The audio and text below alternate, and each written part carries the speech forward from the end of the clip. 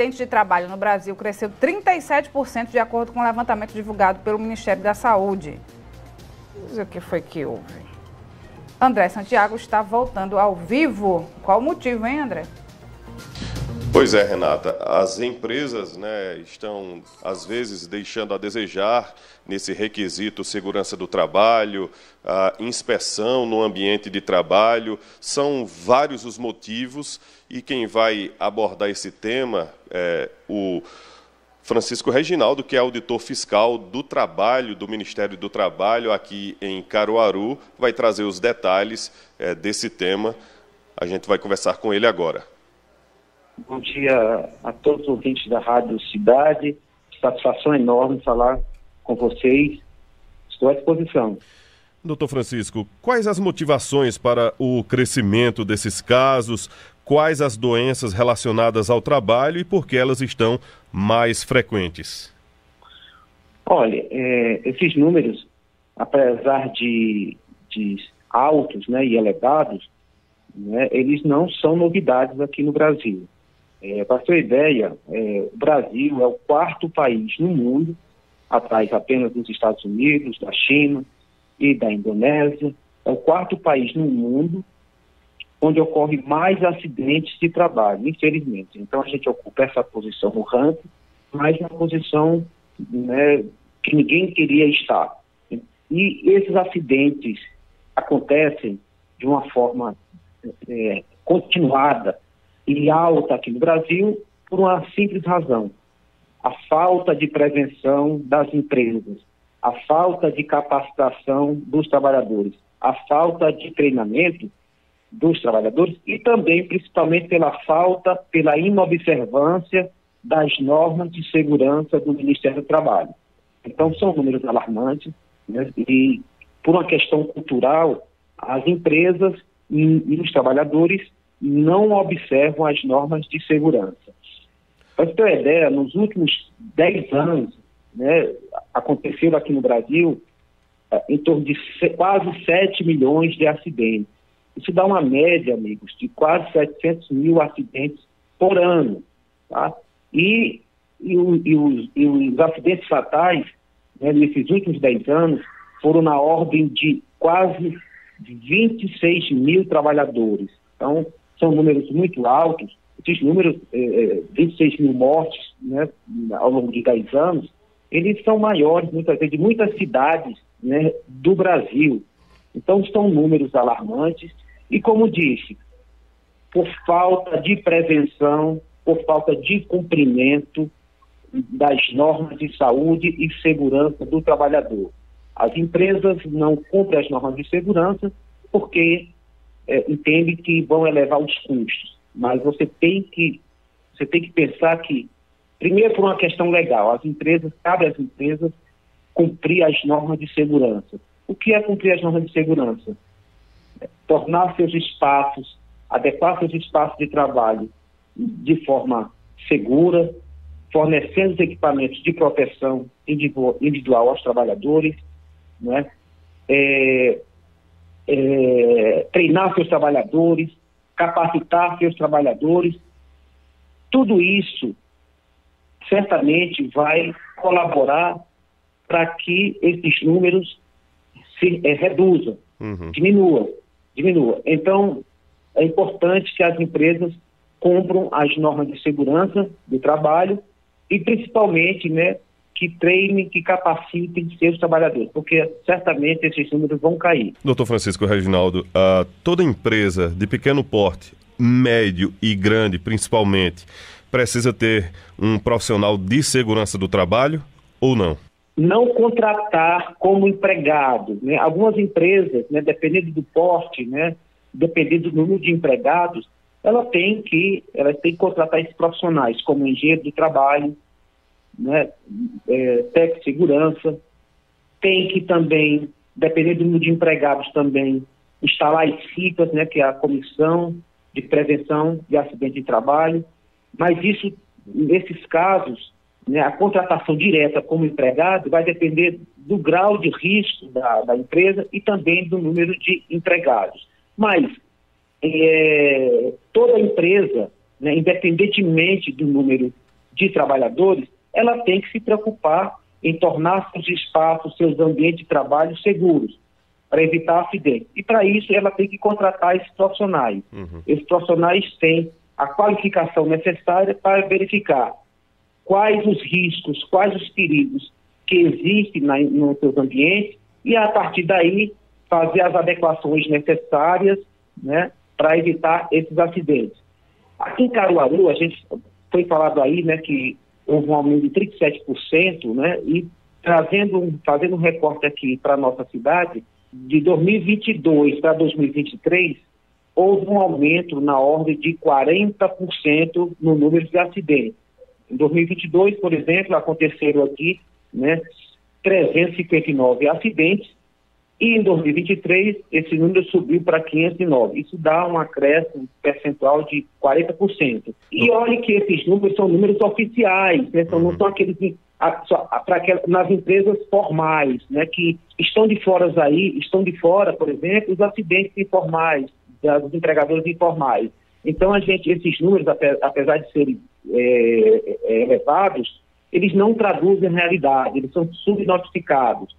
A gente avalia que esses números são bem mais elevados, porque, como eu disse, né, estão aí nesses números, em relação às empresas formais, estão de fora os acidentes que acontecem com os empregados domésticos, com os trabalhadores domésticos e também com os trabalhadores informais. Os trabalhadores não denunciam, por exemplo, né, porque tem medo de sofrer represálias do patrão, né, dos empregadores, e também as empresas também não informam, né, através de um documento chamado CAT, que é a Comunicação de Acidente de Trabalho, porque elas não informam porque também têm medo de sofrer multas. O não cumprimento por parte das empresas, dos empregadores, das normas de segurança pode implicar em multas trabalhistas. Doutor Francisco Reginaldo, para a gente encerrar, eu gostaria de mudar o assunto, aproveitar a sua presença aqui nessa entrevista. Ana Rebeca trouxe esse tema em outra reportagem mais cedo e a gente gostaria de saber a opinião do Ministério do Trabalho. É que a Justiça suspendeu o método de fiscalização do Ministério do Trabalho aos condomínios pernambucanos. Saber se isso vai atrapalhar o trabalho do Ministério e se muitas violações não poderão ser evitadas. Se existe um plano de como será essa fiscalização com essa suspensão da Justiça. Olha, decisão judicial se acata, se respeita, né?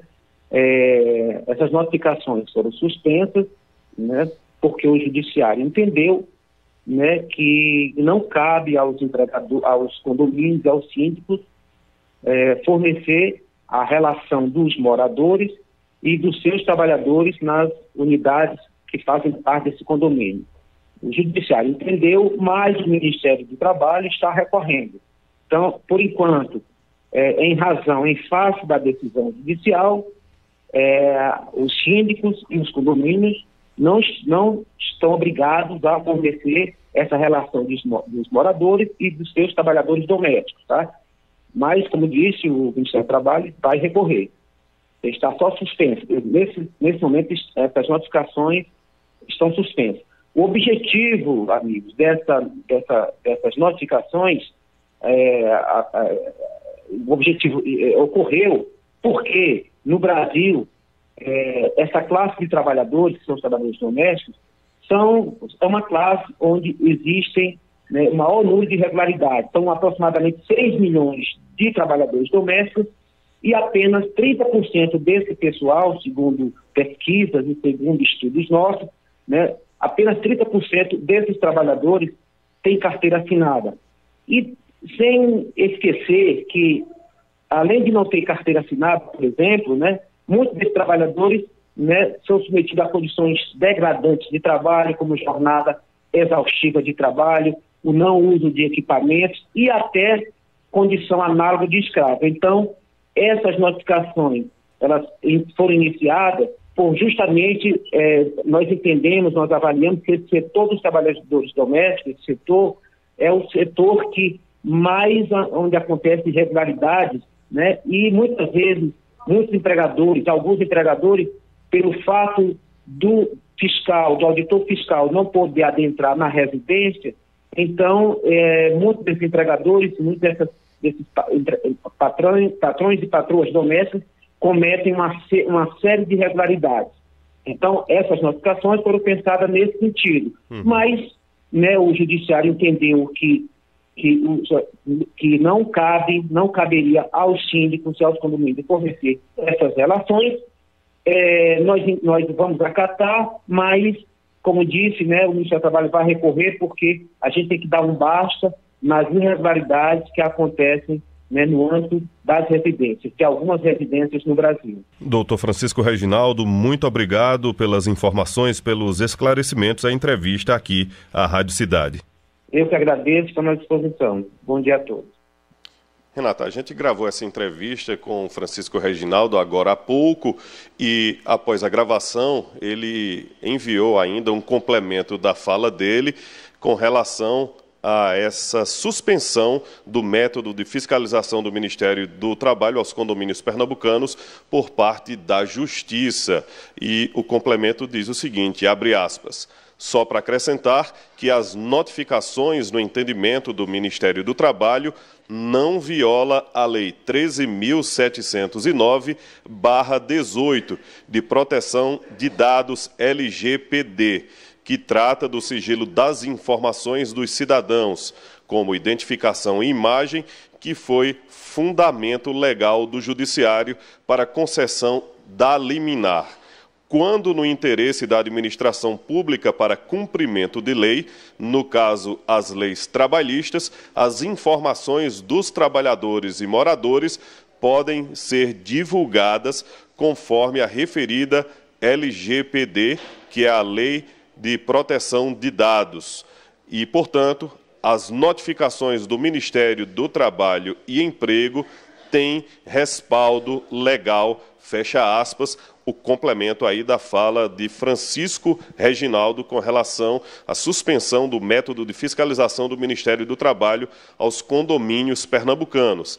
E ainda, com relação às informações lá no início da entrevista sobre segurança do trabalho, é importante ressaltar, Renata, que em alguns casos as empresas fornecem sim o equipamento de proteção individual, o EPI, e alguns trabalhadores não usam ou não usam de forma adequada. Por isso, a importância da orientação pelas empresas e a fiscalização também aí do Ministério, né, das autoridades. É preciso assegurar esses equipamentos, orientar e fiscalizar para que a gente possa minimizar esses casos de acidentes no trabalho aqui em Pernambuco, Caruaru e no país inteiro. Renata.